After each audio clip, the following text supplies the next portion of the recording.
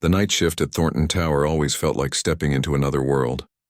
Alex Chen moved his mop across the polished marble floor of the 40th floor, the quiet swish-swish of the wet strands against stone forming a rhythm in his head. Outside the floor-to-ceiling windows, the city glittered like fallen stars, a view that cost millions but that only he and the other cleaning staff ever truly appreciated at this hour. Another exciting Friday night, he muttered to himself, glancing at his reflection in the glass. At 32, Alex looked younger than his years, with dark hair that fell across his forehead and eyes that still held a spark, despite the exhaustion that came with working 2 jobs. The blue janitor's uniform hung loosely on his lean frame, the name patch slightly frayed at the edges after 3 years of service. The executive floor of Thornton Industries was always the last on his cleaning route, and for good reason. Unlike the other floors that emptied by 6, executives often worked late, and the company's notorious CEO, Richard Thornton, frequently held impromptu meetings well into the night. The cleaning staff had strict instructions: become invisible when executives were present and never ever interrupt. Alex pushed his cart toward the executive lounge at the end of the hall. Through the partially open door, he could hear voices and laughter, the distinct sound of people who had never worried about making rent. He hesitated, checking his watch. Nearly midnight. They should have been gone by now. Quietly, he edged the door open wider and peered inside.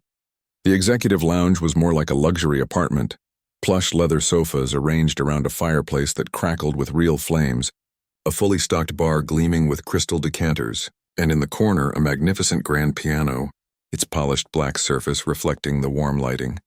6 people occupied the room, all in formal wear, clearly continuing some celebration. And there at the center stood Richard Thornton himself. Even without the countless magazine covers and news segments, Alex would have recognized him immediately. At 45, Thornton carried himself with the easy confidence of someone who had never been told no. Tall, with salt and pepper hair and a perfectly tailored suit that probably cost more than Alex's yearly salary, he dominated the space without effort. Alex started to back away. He'd come back later, when Thornton's voice rose above the others. That acquisition was child's play, he was saying, swirling amber liquid in a crystal tumbler. Johnson practically begged me to take it off his hands after we squeezed their supply chain. A woman in a red dress laughed. Richard, you're absolutely ruthless. Not ruthless, Vivian, strategic, there's a difference. Thornton's smile didn't reach his eyes. People who can't adapt deserve to sink. Alex had heard enough office gossip to know what they were discussing. Thornton Industries had recently acquired a family-owned manufacturing company, putting dozens out of work in the restructuring. Alex's friend Pete had been one of them. He tried to back away silently, but his cleaning cart bumped against the doorframe with a dull thud. The conversation stopped abruptly. "Who's there?" Thornton called out. Alex had no choice but to step forward, pushing his cart into the room. "Sorry to disturb you, sir. I'm just here to clean. I can come back later." 6 pairs of eyes turned to him, expressions ranging from surprise to dismissal to complete indifference, as though he were just another piece of furniture. No. "Come in," Thornton said with an exaggerated wave of his hand. "We're celebrating tonight. Don't mind us." Alex nodded, keeping his eyes down as he moved to the far side of the room and began emptying the trash bins. He could feel them watching him for a moment before they resumed their conversation, now at a slightly lower volume. He worked methodically, trying to fade into the background as he'd learned to do. The executives seemed to forget his presence almost immediately, their laughter growing louder as they consumed more alcohol. "Richard, you must tell them about the yacht," urged a balding man with a British accent.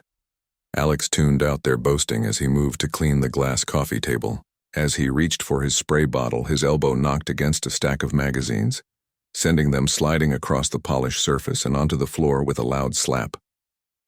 The room went silent again. Alex scrambled to pick up the magazines. "I'm so sorry about that," he said, feeling his face grow hot. Well, Thornton said, walking over to where Alex knelt on the floor. "Seems our cleaning staff is having a clumsy night." Alex looked up to find Thornton staring down at him with amusement in his eyes. Up close, the CEO was even more intimidating. Piercing blue eyes that seemed to calculate your worth in seconds. "My apologies, Mr. Thornton," Alex said, standing up with the magazines clutched to his chest. "Won't happen again." Instead of dismissing him, Thornton seemed suddenly curious. "How long have you worked here?" He squinted at Alex's name tag. "Alex?" "3 years, sir. 3 years," Thornton exclaimed, turning to his guests. "Did you hear that?" 3 years cleaning up after us, and I bet we've never even noticed him before tonight." The others chuckled, uncomfortable but unwilling to contradict their host. "Tell me, Alex," Thornton continued, "do you enjoy working here? Cleaning up after the people who make the real decisions?" The question hung in the air. Alex felt his pulse quicken, aware that everyone was watching this unexpected entertainment. "It's honest work," he replied carefully. "Pays the bills." Thornton laughed, genuinely amused by this answer. "Honest work, I love it. So refreshingly simple." He turned to a woman with perfectly styled blonde hair. "Isn't that charming, Elizabeth? No complex corporate strategies, just honest work."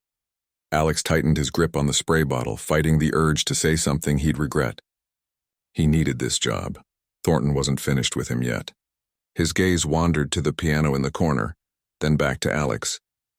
"Tell me, do you appreciate fine things, Alex? Or is your world too practical for beauty?" Before Alex could answer, Thornton strode over to the piano, running his hand lovingly across its surface. "This is a Steinway concert grand, handcrafted in Germany. Cost more than you'll make in a decade." He struck a single key, the note hanging in the air. "Probably means nothing to someone like you, though." The others shifted uncomfortably. Even in their privileged bubble, this felt like unnecessary cruelty. Something flashed in Alex's eyes, a fleeting expression that caught Thornton off guard. Not anger or embarrassment, but something else entirely. For a brief moment, his carefully constructed janitor persona slipped. "I know what a Steinway is, Mr. Thornton," Alex said quietly. Thornton raised an eyebrow, intrigued by this unexpected response. "Do you now? And how would you know that?" Alex hesitated, his fingers twitching slightly at his sides. "My mother cleaned houses for wealthy families. One of them had a Steinway. The lady of the house taught piano lessons. It wasn't the complete truth, but it wasn't a lie either." "Ah, learning through proximity to wealth." Thornton nodded, seeming pleased with himself for figuring out the world. "That's the American dream, isn't it? To gaze upon what you can't have and hope some of it rubs off on you." The balding British man cleared his throat. "Richard, perhaps we should return to the acquisition discussion in a minute." "Harold?" Thornton waved him off, still focused on Alex. "You know, my father always said you can tell everything about a man by how he looks at things he can't afford. Some look with envy, some with resentment." He studied Alex's face. "But you look at this piano differently. Why is that?" Alex carefully placed the magazines back on the table, buying himself time to respond. Every instinct told him to apologize again and leave, but something in Thornton's challenging stare made him stand his ground. "Maybe because not everything beautiful needs to be owned, Mr. Thornton," he finally said. "Some things you just need to appreciate." A surprised silence fell over the room. The executives exchanged glances, uncertain how to react to the janitor who dared to philosophize with their host. Thornton's expression was unreadable for a moment before a slow smile spread across his face, not mocking this time, but genuinely surprised. "Well, look at that," he said softly, more to himself than the room. "The janitor has thoughts." He turned back to the piano, striking another key, then another, forming a simple chord. "Do you just appreciate music, Alex? Or do you play?" The question seemed casual, but Alex could feel the trap being set. The smart answer would be a simple no, a return to invisibility.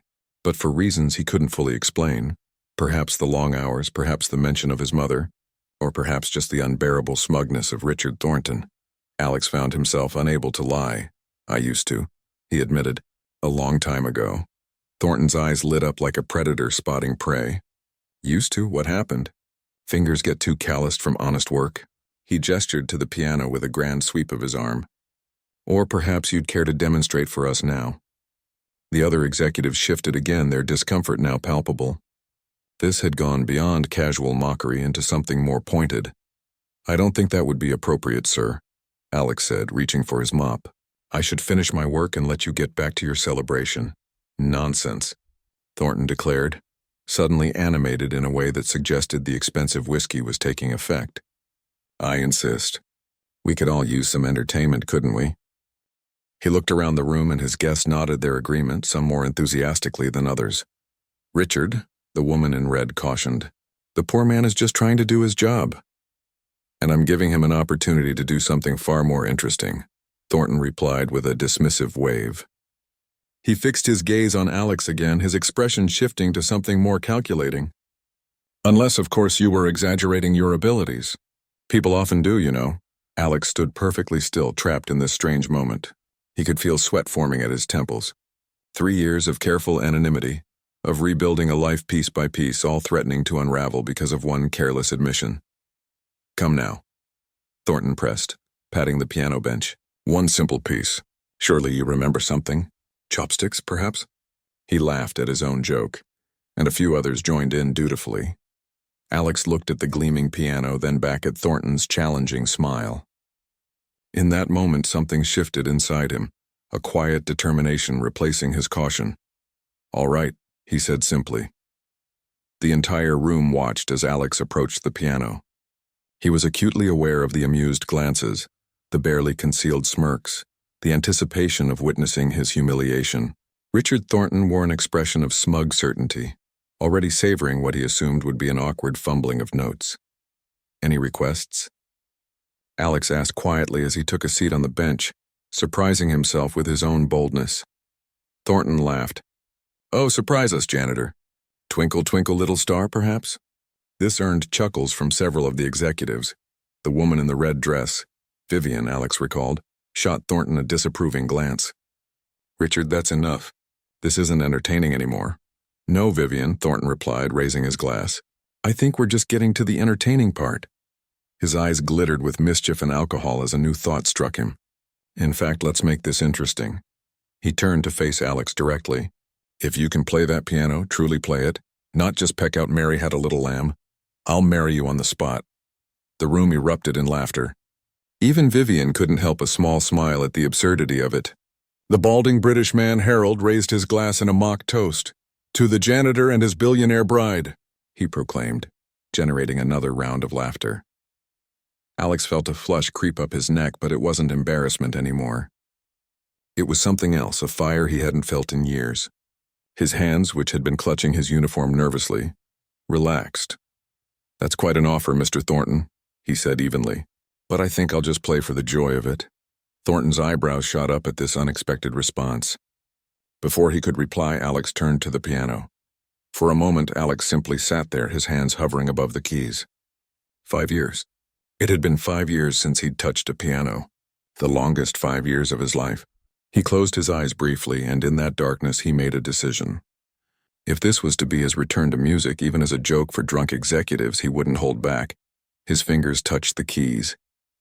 There was no hesitation, no fumbling, no uncertainty.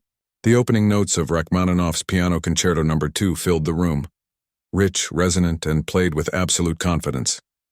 The shift in the room was immediate. The smirks vanished. Conversations halted mid-sentence. Even the crackling of the fireplace seemed to quiet in deference to the music now commanding the space.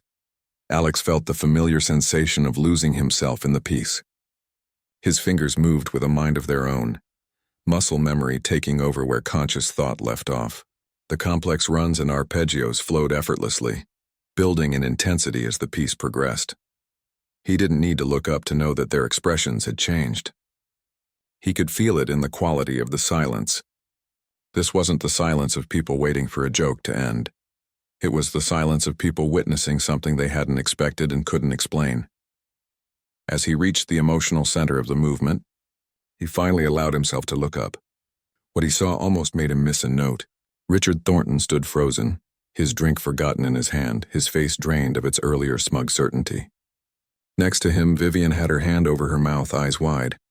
The others were similarly stunned, staring at Alex as though seeing him for the first time.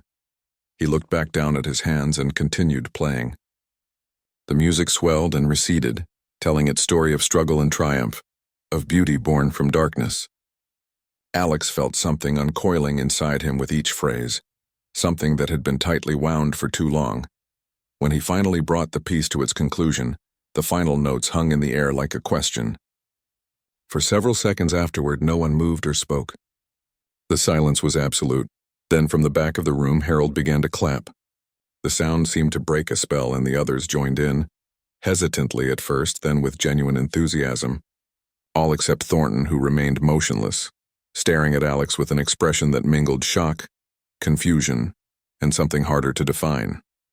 "Where did you learn to play like that?" Vivian asked, her voice barely above a whisper. Before Alex could answer, Thornton found his voice. "Who are you?" he demanded. Gone was the mocking tone, replaced by an intensity that seemed to electrify the air between them. Alex stood up slowly from the piano bench. "Just the night janitor, Mr. Thornton, like I said." "That's not possible," Thornton replied, setting his glass down with a sharp clink. "That level of playing takes years of training." Professional training. Alex didn't confirm or deny this. He simply reached for his cleaning cart, suddenly eager to escape the scrutiny of these people who had seen too much. "If you'll excuse me, I should finish my rounds," he said. "Wait." Thornton's command stopped him. "You don't get to play like a concert pianist and then go back to mopping floors without explanation." "I don't owe you an explanation, Mr. Thornton," Alex replied, his voice level but firm. "You asked me to play, I played. That's all." The executives exchanged uncomfortable glances. This wasn't how conversations with Richard Thornton typically went. No one spoke to him this way, especially not employees, and certainly not janitorial staff.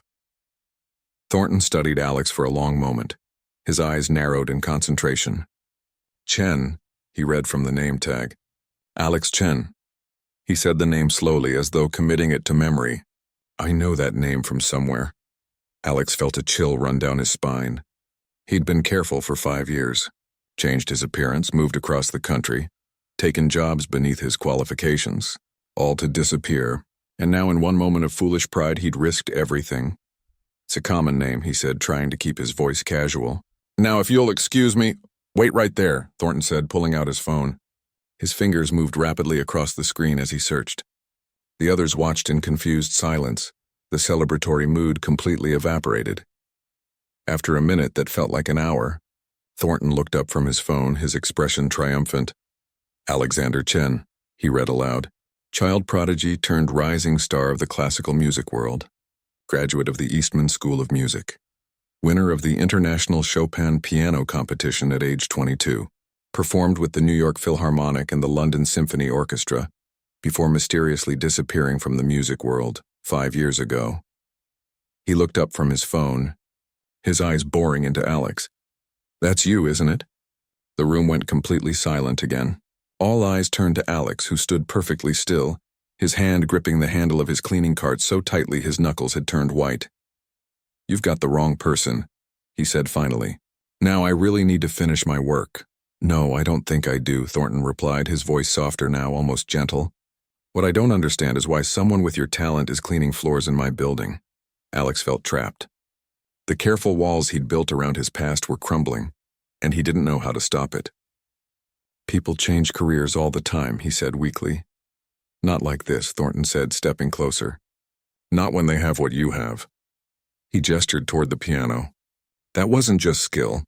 That was something else entirely." Alex looked away, unable to meet Thornton's searching gaze. "It's late, Mr. Thornton. You and your guests were celebrating something important. I shouldn't have interrupted." "Answer my question," Thornton insisted, but there was no malice in his voice now, just genuine curiosity. "Why would someone with your gifts choose this life?" The question hung in the air between them.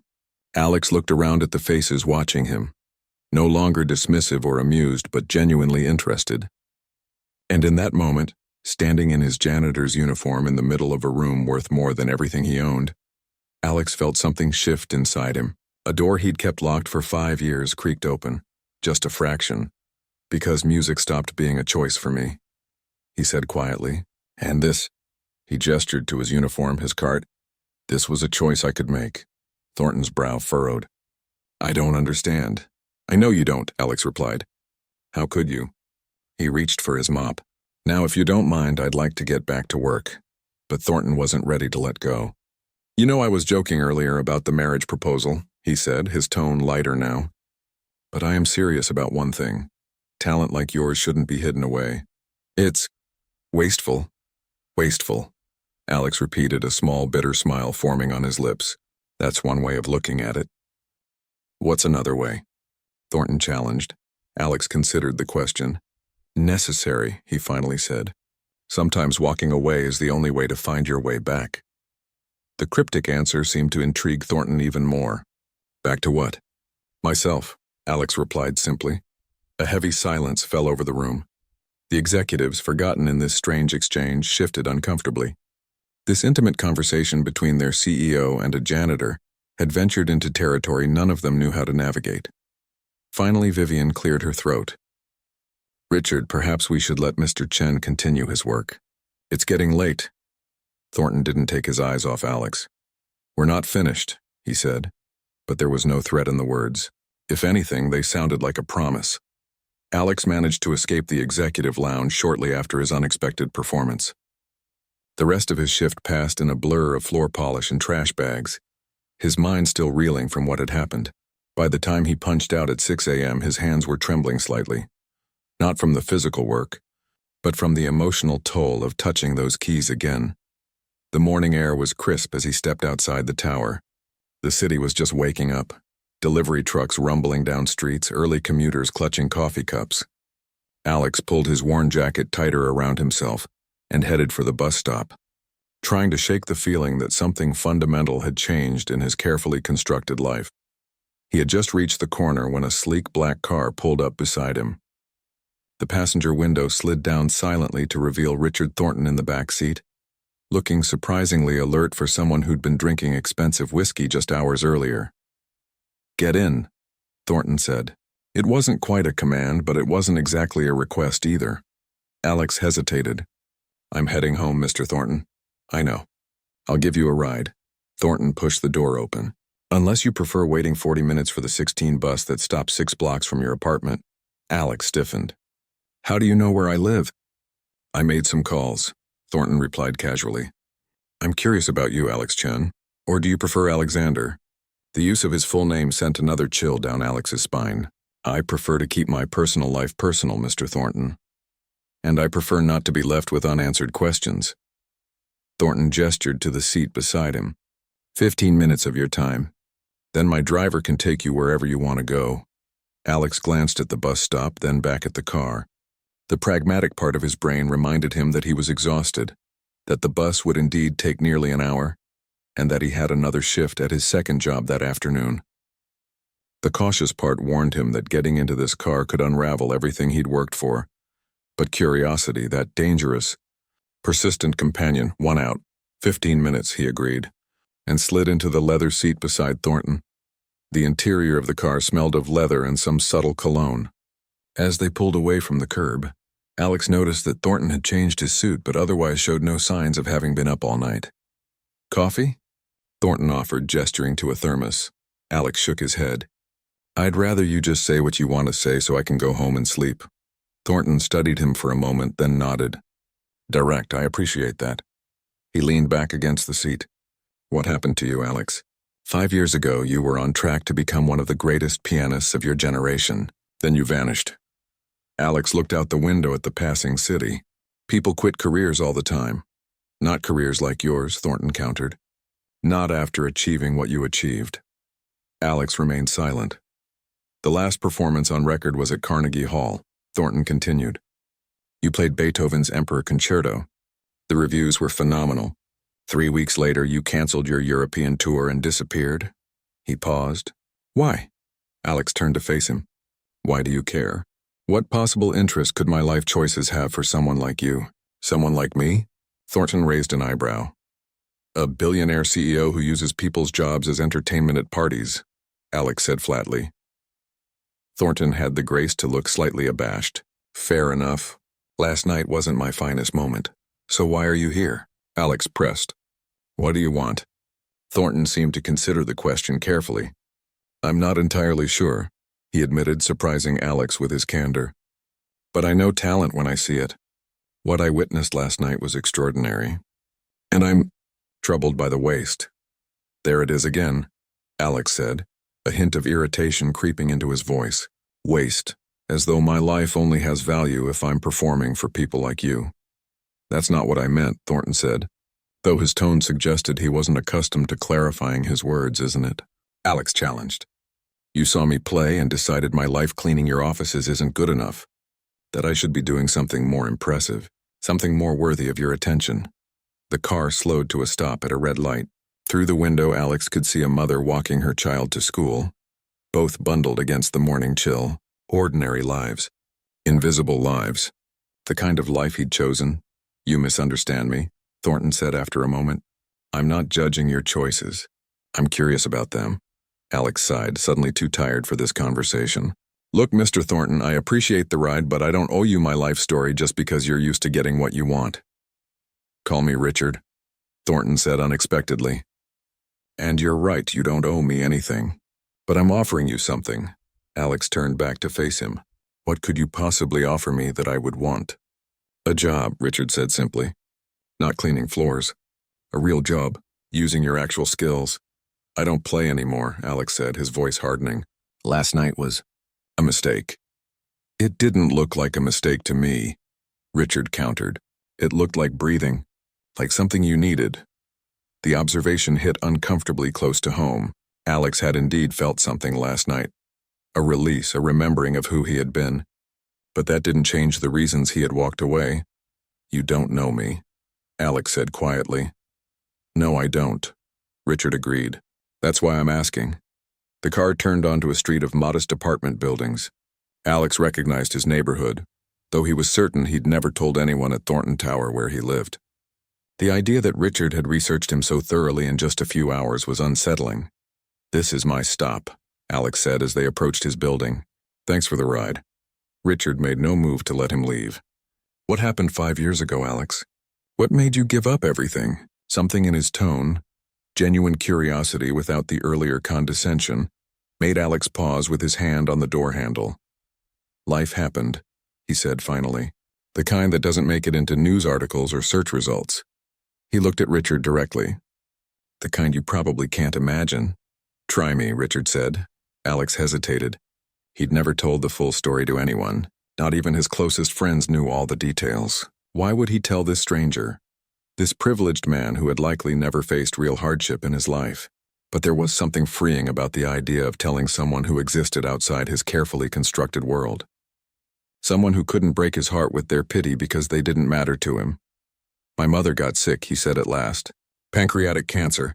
Stage 4 by the time they found it. The words felt strange in his mouth after so long keeping them inside. She was all the family I had. I was in Paris when I got the call. Richard's expression softened. I'm sorry. Everyone's sorry, Alex said, not unkindly. But sorry doesn't pay for experimental treatments not covered by insurance. Sorry doesn't help when you're trying to navigate the healthcare system while maintaining an international performance schedule. So you quit to take care of her, Richard concluded. I quit because I had to choose, Alex corrected. My career or my mother? The agents, the concert halls, the record label. None of them could accommodate what I needed. It was all or nothing in that world. He swallowed hard. So I chose my mother, and I don't regret it. The car had stopped in front of his apartment building now. Outside, the city continued its morning routine, oblivious to the conversation happening inside the luxury vehicle. How long? Richard asked quietly. 8 months, Alex replied. From diagnosis to the end. I was with her for all of it. And after? Alex shrugged. After I was broke. The medical bills took everything. My piano was sold to cover the funeral costs. He gestured vaguely toward his building. I started over. New city, new life. Simple work that pays the bills and doesn't demand my soul. Richard was quiet for a long moment. When he spoke again, his tone had changed. Come work for me, he said, but without the arrogant certainty of the previous night. Not playing. Not if you don't want to, but something better than cleaning. Something that uses your mind. Why? Alex asked. Because you feel sorry for me now? Because you're wasted on mop buckets, Richard replied honestly. And because I suspect you're running from more than grief. The observation struck uncomfortably close to the truth. Alex looked away. Think about it, Richard continued, handing him a business card. My private number. Call me when you're ready. Alex took the card reflexively but made no commitment. 15 minutes are up, Mr. Thornton. Richard nodded and signaled to his driver to open the door. One more question, Alex. Do you still love it? The music? Alex paused with one foot outside the car. The question pierced something deep inside him, a truth he had been avoiding for 5 years. "It doesn't matter if I do," he said finally. "Some loves cost too much." He closed the car door before Richard could respond and walked toward his building without looking back. The doorman, a friendly elderly man who had never questioned why someone with Alex's education worked as a janitor, nodded in surprise at the fancy car pulling away from the curb. "Making friends in high places, Alex?" he asked. Alex glanced down at the business card in his hand. Heavy stock paper with embossed lettering and a private number handwritten on the back. "Not friends," he replied. "Just complications." 3 days passed before Alex looked at Richard Thornton's business card again. 3 days of mopping floors at Thornton Tower, of avoiding the executive level, of picking up extra shifts at his second job waiting tables at a downtown restaurant. 3 days of pretending that night never happened. But on the 4th morning, standing in his tiny kitchen with a cup of instant coffee, Alex found himself staring at the embossed card on his counter. The elegant lettering seemed to mock his surroundings. The chipped laminate countertop, the second-hand furniture, the water stain on the ceiling that his landlord kept promising to fix. He picked up the card, running his thumb over the raised letters. In the light of day, without the exhaustion and emotional upheaval of that night, he could think more clearly about Richard Thornton's offer. A better job. Better pay, presumably. A chance to use his brain instead of his back. But it would mean stepping back into a world he deliberately left behind. A world of expectations and judgment. A world where people knew who he was or who he had been. Alex set the card down and went to shower.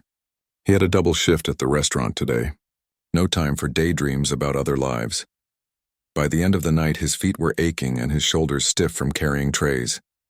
As he counted his tips, barely enough to cover next week's groceries, Richard Thornton's words echoed in his mind.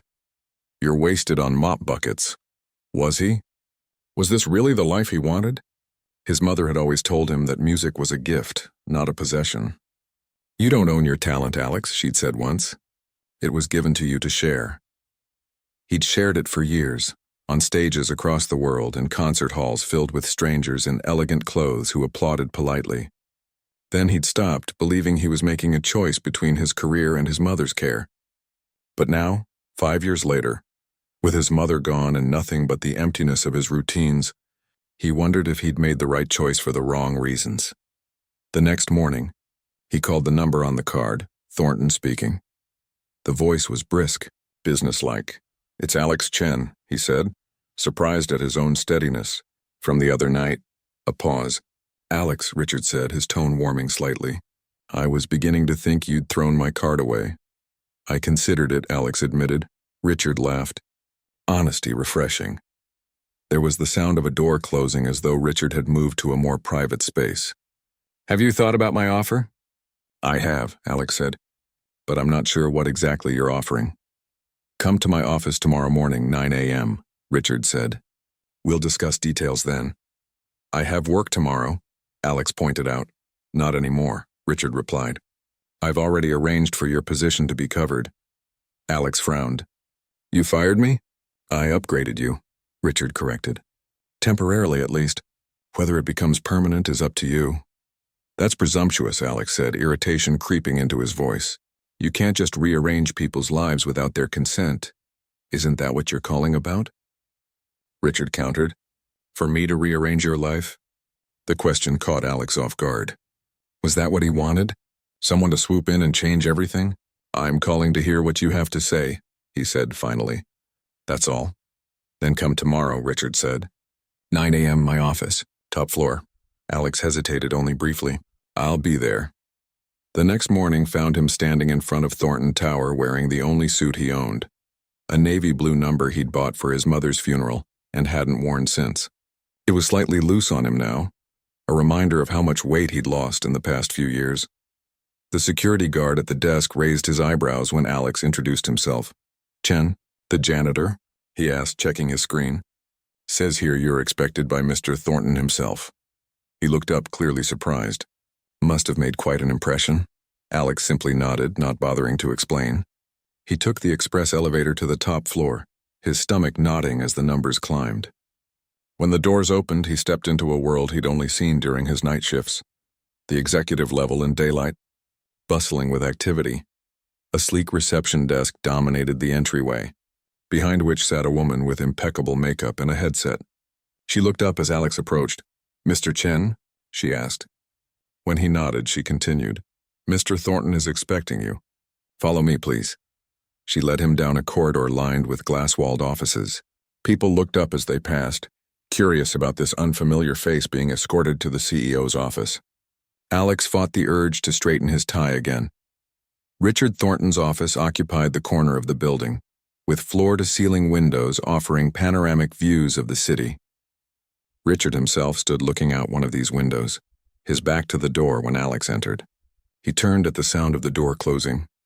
"Alex," he said, gesturing to a chair across from his massive desk. "Thank you for coming." Alex sat, taking in the space, minimalist yet obviously expensive, with a single striking painting on one wall and no personal photographs or mementos visible. "Nice view," he said, because he didn't know what else to say. Richard smiled slightly. "The higher you climb, the better the view gets." He sat down across from Alex. "Coffee?" Alex shook his head. "I'd rather know why I'm here." Richard leaned back in his chair. "Direct as always." "I like that." He tapped a finger on his desk thoughtfully. "I've been doing some research on you, Alex. More thorough than the quick search that night." Alex tensed. And you're even more impressive than I initially thought. Full scholarship to Eastman. Studied under Thomas Whitmore. Debut at 19 with the Chicago Symphony. Guest soloist with orchestras in 12 countries. Richard paused. "Then the year with your mother. The medical bills. The quiet disappearance. Is there a point to this recap of my life?" Alex asked, uncomfortable with having his history laid out so clinically. "The point," Richard said, leaning forward, "is that you didn't just give up playing. You gave up everything. Your connections, your reputation, your world." He studied Alex's face. "That's not just grief, Alex, that's exile." The observation struck uncomfortably close to the truth. Alex looked away. "I'm offering you a job as my cultural advisor," Richard continued when Alex didn't respond. "Thornton Industries funds several arts initiatives as part of our community outreach. Currently, they're managed by people who know business but not music. I want someone with genuine expertise." Alex frowned. "You want me to manage your charity projects?" "I want you to make them meaningful," Richard corrected. "These programs have potential to do real good, but they need direction from someone who understands both worlds, art and survival." The offer was unexpected. Alex had assumed Richard wanted to showcase him somehow, to trot out the janitor turned pianist as some sort of curiosity. This was different. "Why me?" he asked. "You could hire any music consultant for this." Richard's expression turned thoughtful. "Because you've lived both lives, the acclaim and the struggle. That perspective is rare." He paused. "And because I think you need this as much as these programs do." "You don't know what I need," Alex said, though without much heat. "Don't I?" Richard raised an eyebrow. "You're working 2 dead-end jobs, living in an apartment with a leaking roof, avoiding anything that reminds you of who you used to be." He leaned forward. "Tell me I'm wrong." Alex couldn't, so he changed tactics. "And what do you get out of this arrangement?" Richard seemed surprised by the question. "Excuse me? What's your angle?" Alex pressed. "People like you don't do things without expecting something in return." Instead of being offended, Richard looked almost impressed. "Smart," he said, asking the right questions. He stood and walked to the window again. "What do I get?" "Good PR for one.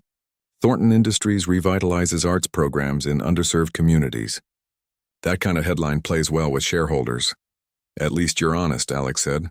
"But there's more," Richard continued, turning back to face him. "Our conversation the other night, it stayed with me. The way you talked about choice, about music." He hesitated as though uncomfortable with what he was about to say. "I've been successful by every metric that matters in this world, Alex. But I can't remember the last time I did anything that made me feel the way you looked when you played that piano." The admission hung in the air between them, unexpectedly vulnerable coming from a man like Richard Thornton. "The salary is triple what you're making now," Richard continued, his business-like tone returning. "Full benefits, regular hours, and," he paused for emphasis, "no playing required, not unless you want to." Alex took a deep breath. The offer was tempting, more than tempting. But he'd learned the hard way that nothing came without strings. "What about the community center on Wilson Street?" he asked. Richard blinked, clearly not expecting this response. "What about it?" "They lost their funding for music education last year," Alex explained. "The piano's out of tune, the violin program is gone, and the after-school classes were cut. If I do this job, I want that program restored, fully funded. New instruments, paid teachers, scholarships for kids who can't afford lessons." Richard studied him for a moment, then smiled slowly. "You've been thinking about this," Alex shrugged. "I pass that center every day on my way to the bus.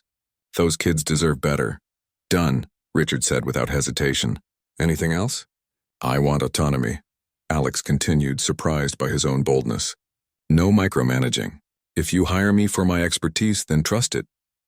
"Within budget constraints," Richard qualified. "Within reasonable budget constraints," Alex countered. Richard's smile widened. "You're a better negotiator than I expected." He extended his hand across the desk. "Do we have a deal, Mr. Chen?" Alex looked at the offered hand. Manicured, adorned with an expensive watch, powerful. His own hand, though clean, showed the effects of years of manual labor. "Two different worlds about to collide. We have a deal," he said, and took Richard's hand. 6 months later, Alex stood in the back of the Wilson Street Community Center auditorium, watching as a dozen children took their places on the small stage. New instruments gleamed under the lights: violins, cellos, flutes, and at the center, a restored baby grand piano. Parents filled the folding chairs, phones ready to record their children's first recital. "Nervous?" a voice asked beside him. Alex turned to find Richard standing there, dressed more casually than usual in dark jeans and a simple button-down shirt. "No power suit tonight, not me," Alex replied with a small smile. "But some of them are." He nodded toward the stage where a small boy in an oversized dress shirt was anxiously adjusting his sheet music. "They'll be fine," Richard said, following his gaze. "They've had a good teacher." The past 6 months had transformed the community center's music program beyond what Alex had initially hoped. What had started as a simple funding request had evolved into something more personal. 3 days a week after finishing his work at Thornton Industries, Alex came to the center to teach piano lessons himself. At first, it had been almost physically painful to sit at a piano again, to guide small hands through scales and simple melodies. But gradually something had begun to heal in him. "I didn't do much," Alex said. "Just gave them a chance." Richard gave him a sideways glance. "You gave them more than that. You gave them yourself." Before Alex could respond, the center's director stepped onto the stage to welcome the audience. The lights dimmed and the recital began. As the children played, sometimes hesitantly, occasionally hitting wrong notes but always with earnest concentration, Alex found himself watching Richard more than the stage. The Billionaire CEO sat completely focused, applauding each child with the same enthusiasm whether they played perfectly or struggled through their piece. This was not the same Richard Thornton who had mockingly challenged a janitor to play his Steinway 6 months ago. That man would have been checking his phone, making mental notes about business opportunities, or simply not attending at all. When the small boy in the oversized shirt took his place at the piano for the closing piece, Alex held his breath. Tommy was his youngest student, just 7 years old, with a natural ear but hands still too small for some of the reaches. They'd worked for weeks on this piece, a simplified arrangement of Beethoven's Für Elise, and Tommy still struggled with the middle section. The boy took a deep breath, placed his hands on the keys, and began to play. The first section went smoothly, his small fingers moving with surprising grace. Then came the challenging middle part. Tommy hesitated for a half-second, then plunged ahead. Not perfect, but determined. When he finished the piece, the audience erupted in applause. Alex felt something catch in his throat as he watched Tommy's face break into a grin of pure joy and pride. That feeling, he remembered it. The rush of connecting with an audience through music, of creating something beautiful out of nothing but air and emotion. The reception afterward was lively, with proud parents and excited children enjoying cookies and punch in the community center's main hall. Alex moved through the crowd, accepting thanks from parents and high fives from his students. "Mr. Alex," Tommy called, running up to him with punch staining the corners of his mouth. Did you hear when I messed up the middle part? Alex knelt down to the boy's level. I heard you recover beautifully, he corrected. That's what real musicians do. They don't worry about mistakes, they just keep playing. Tommy's eyes widened. Real musicians, like me? Exactly like you, Alex confirmed, ruffling the boy's hair. As Tommy ran off to find his friends, Alex stood and found Richard watching him from across the room. What? He asked when he approached. Nothing, Richard said. Just observing. The community center gradually emptied as families headed home.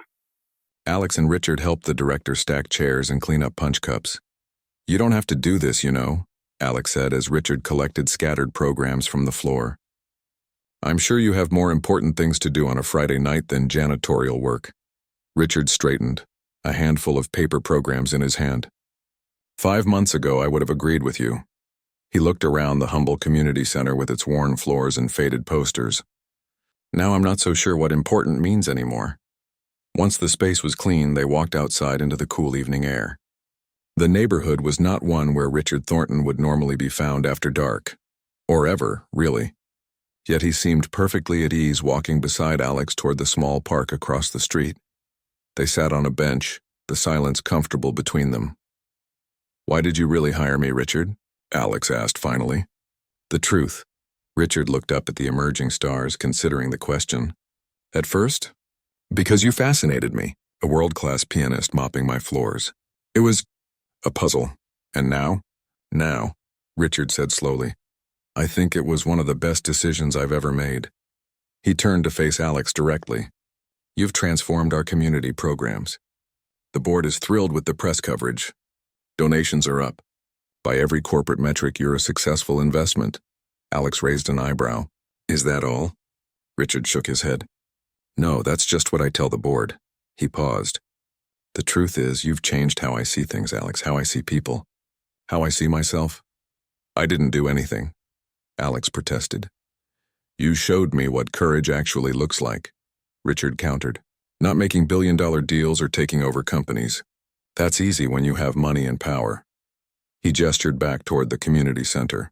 What you did tonight, helping those kids find their voices, returning to the thing that hurt you most, that's real courage. Alex looked down, uncomfortable with the praise. I'm just teaching some kids to play piano. You're healing, Richard corrected gently. And helping others heal too. I've watched you these past 6 months. Every time you sit at that piano with those kids, something changes in you. Alex couldn't deny it. The wall he'd built between himself and music had begun to crumble, brick by brick with every lesson, every small triumph of his students. There's something I want to ask you, Richard said, his tone suddenly more formal. He reached into his pocket and pulled out an envelope, handing it to Alex. Alex opened it cautiously. Inside was an invitation, elegant black text on heavy cream paper. Thornton Industries Annual Charity Gala, he read aloud. Black tie event at the Metropolitan Concert Hall. He looked up, confused. You want me to attend? I want you to perform, Richard clarified. Alex immediately shook his head, handing the invitation back. No, I don't do that anymore. You promised no playing required. Not required, Richard agreed, refusing to take the envelope. Requested. As a friend. When Alex still hesitated, he added, not solo. A duet. A duet, Alex repeated, confused. With whom? Richard's expression was both determined and slightly embarrassed. With me, Alex stared at him. You play? I've been taking lessons, Richard admitted, for the past 5 months. 3 times a week before work. The revelation stunned Alex into silence. The image of Richard Thornton, billionaire CEO, sitting at a piano practicing scales like a schoolboy was almost impossible to imagine. Why? He finally managed to ask. Richard's eyes held his. Because the night I mockingly said I'd marry you if you could play, I envied something I didn't understand. Now I think I'm beginning to. The reference to that first night hung between them, the arrogant challenge that had somehow led them here, to this park bench in a neighborhood Richard would once have never visited. We could play something simple, Richard continued when Alex didn't respond. I'm not very good yet, but it's not about being good, is it? That's what you've been teaching those kids. It's about the joy of creating something together. Alex looked down at the invitation, then back at Richard. In the man's eyes, he saw something unexpected. vulnerability, hope, and a question that went beyond a simple request to play piano. "All right," Alex said finally. "One performance. One night." Richard's face broke into a genuine smile. Not the practiced charm he showed to business associates or the smug grin from that first night, but something real and unguarded. "It's a deal," he said.